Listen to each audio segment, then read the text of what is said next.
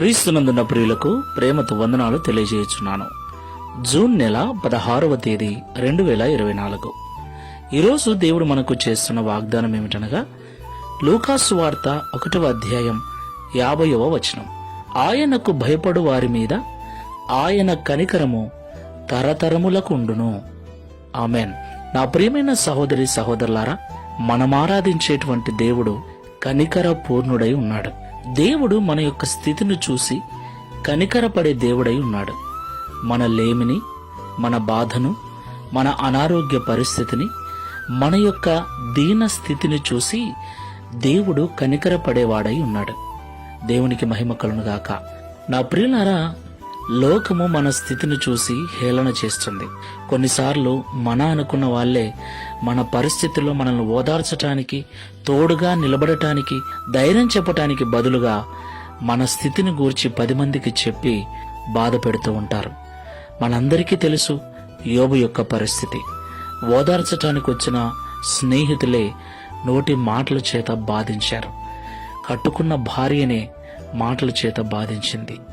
నా ప్రియులరా, అలాంటి దీన స్థితిని దేవుడు చూసి రెండంతల ఆశీర్వాదము చేత యోబు యొక్క యథార్థతను స్నేహితులతో పాటు భార్యకును లోకమంతటికి తెలిసే విధంగా దేవుడు ఆశీర్వదించాడు. దేవునికి మహిమ కలుగునుగాక.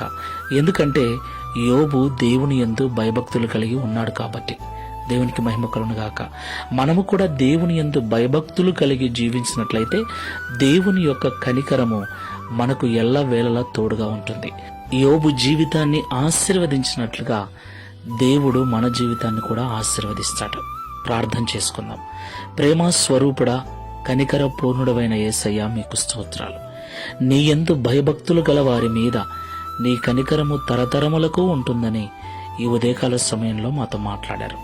అవును తండ్రి, అన్నీ బాగున్నప్పుడు అందరూ ఎక్కడ లేని ప్రేమను చూపిస్తున్నారు.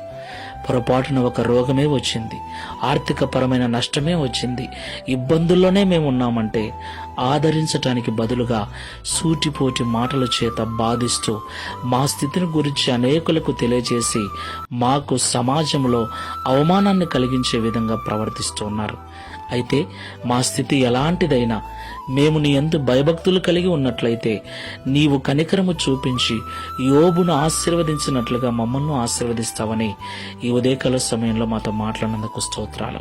ఈ ప్రార్థనలో ఏకీభవిస్తున్న వారు ఎవరైనా అలాంటి పరిస్థితిలో ఉంటే, వారి స్థితిని చూసి ఎగతాళి చేయబడుతూ చులకనగా చూడబడుతూ ఉంటే దయతో జ్ఞాపకం చేసుకొనండి.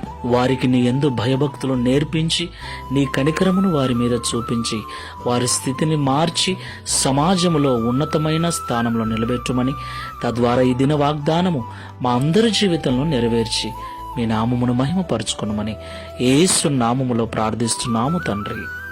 Amen. Praise the Lord. God bless you.